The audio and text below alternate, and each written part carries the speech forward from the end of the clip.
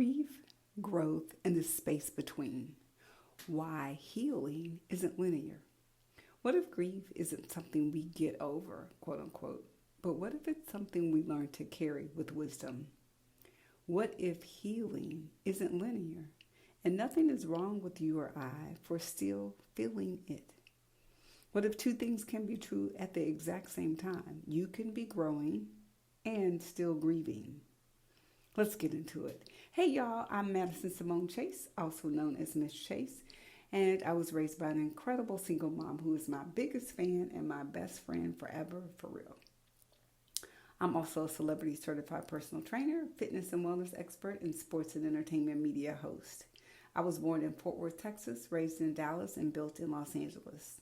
I trained at Juilliard with the School of American Ballet, becoming the world's only three-time ESPN Miss Fitness champion, appearing in more than 450 fitness DVDs. The first of those 450 was led by celebrity trainer and GOAT, the greatest of all times, Gunnar Peterson, who's known for training the Kardashian family. As a celebrity personal trainer, some of my most notable clients include Robert Pattinson of Twilight and Batman, Chris Tucker of Rush Hour, and Amber Riley of Glee.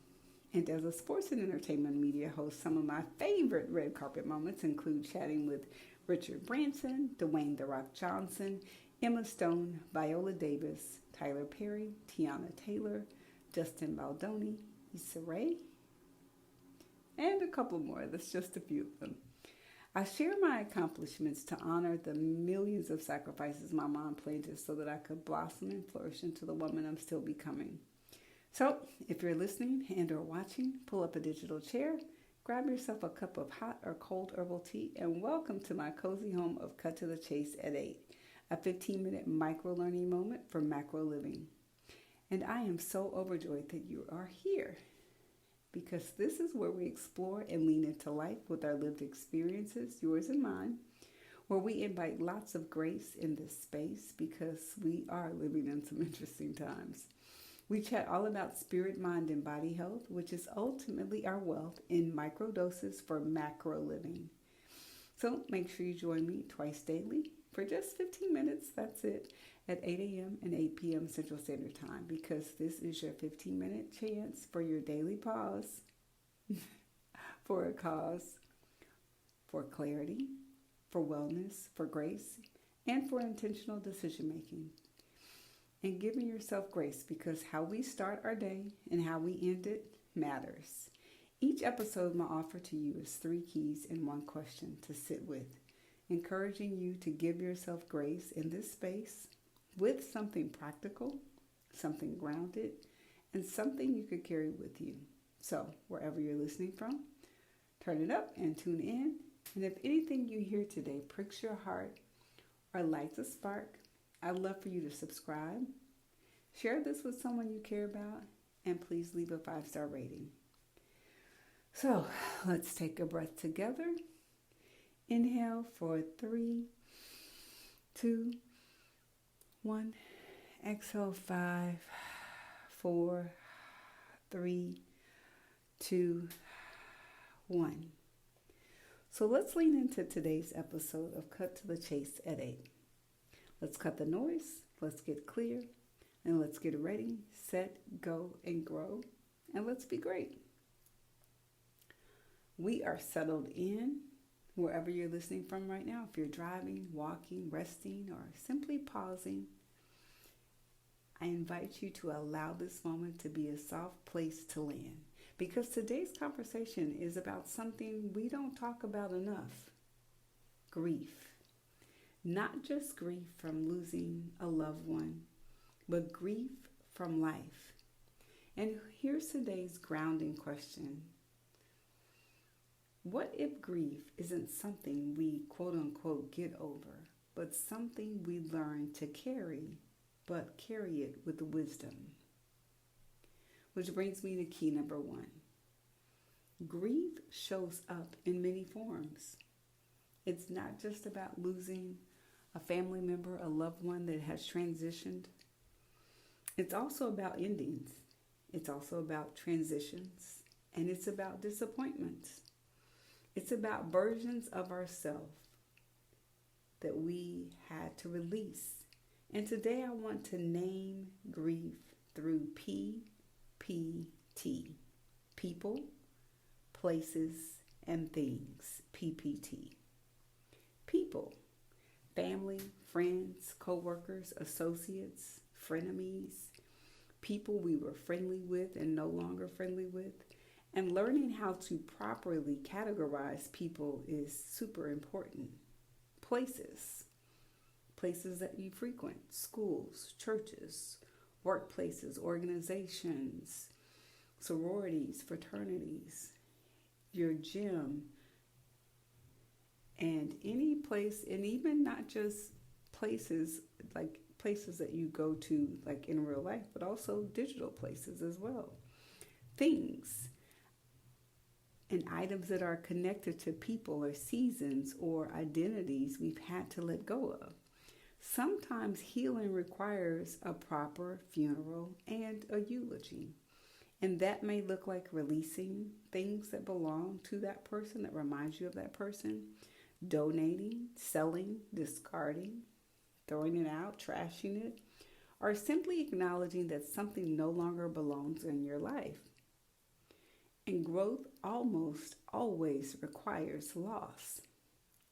My lived experience, grieving while growing.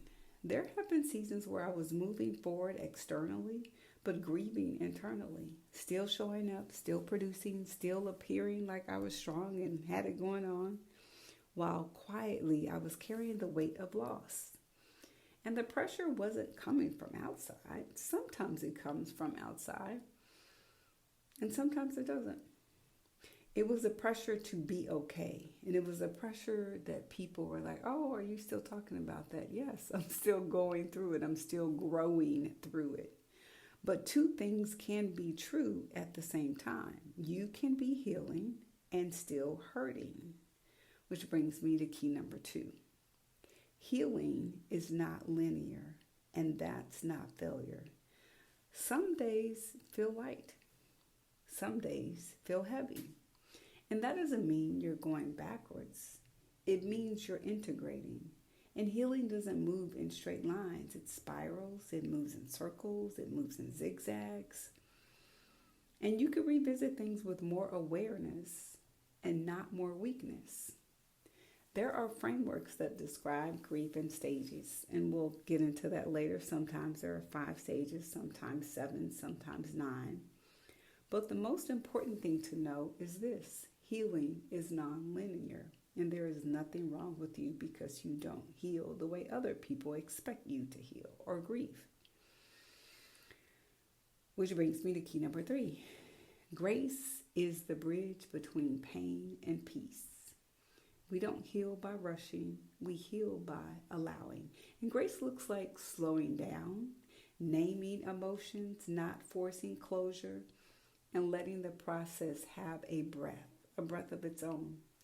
And grace allows grief to walk alongside your growth without shame. So let's bring this together.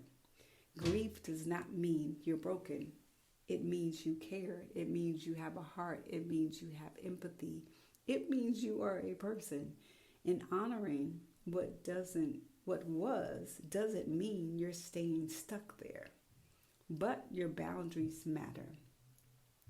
If people who know that you actually had a funeral or that you are passing and you're trying to get over a situation, and if they still support or follow or engage with the person that you have decided to bury, be clear with what your boundaries are so you don't keep resurrecting what you've already laid to rest.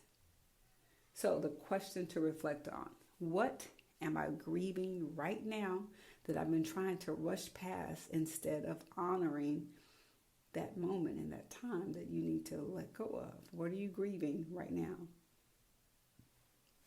So before you go, thank you truly for sharing this time with me. It's been an honor to sit with you in this space. And so let's quickly revisit today's 3 keys. Key number 1, grief shows up in many forms. And it doesn't look like what people sometimes think it has to look like. And sometimes when we are grieving things, we may not know it until something triggers us. Which brings me to key number 2. Healing is not linear, and that is not failure.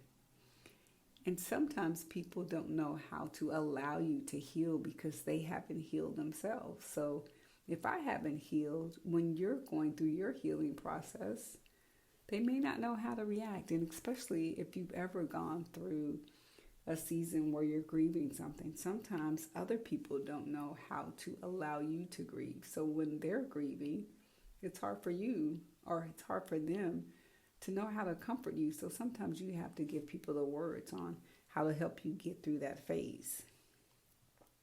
And when there's an expectation that someone expects you to appear to be okay, sometimes you have to set new boundaries with people. Like, hey, I am still going through this or growing through this. And so this is how I need you to support me. And you have to decide what that looks like with that friend. And not everybody is going to be great at walking you through the process because they haven't been great for themselves. So if you can't help someone do something that you've never been able to do for yourself. Which brings me to key number 3. Grace is the bridge between pain and peace. And I love the word grace because it is such a word that we often say, but sometimes we're so hard on ourselves. And if you're hard on yourself, you're definitely going to be hard on other people. And if you don't give yourself grace, giving other people grace is not something we typically do. And so the one reflection question: what are you grieving right now that you've been trying to rush past instead of honoring that season, that time that is no more? And then how do you honor it and still hold boundaries for yourself and for other people? I think that is important. So if today's episode offered you clarity, grounding, or a pause for a cause you didn't know you needed, please subscribe and share this with someone you care about, and leave a comment too, because this isn't a monologue. I say at the very beginning that this is my lived experience and this is your lived experience. So this is something that we are growing together and we're going to get through together. So that is my goal, is to turn this into a dialogue. So many people have been giving and calling and texting and giving me really great feedback. So if you have a comment, I love to hear your thoughts. And leave a rating. I prefer a 5-star rating, but whatever your thoughts are about this episode, this is my 20th episode, so thank you all for supporting and sharing. And sharing it with other people, and for the great feedback. And some of that feedback you'll start to hear on some of these episodes, because people have left me really incredible, encouraging voicemail messages. So let's close with one breath. We're going to inhale. 3, 2, 1. And exhale. 5, 4, 3, 2, 1. So this episode is about grief. And what is grief? So we talked grief, we talked growth, and the space between, and why healing is not linear. So thank you again. It has been a pleasure and a joy to share this time with you, and I look forward to doing it tomorrow. So again, let's close with one breath. We did, and I will see you tomorrow at 8 a.m. and again at 8 p.m. Central Standard Time. This is Cut to the Chase at 8 with me, Madison Simone Chase. Let's cut the noise. Let's get clear. Let's get ready, set, grow, go, and be great. Blessings to you and yours. Until tomorrow.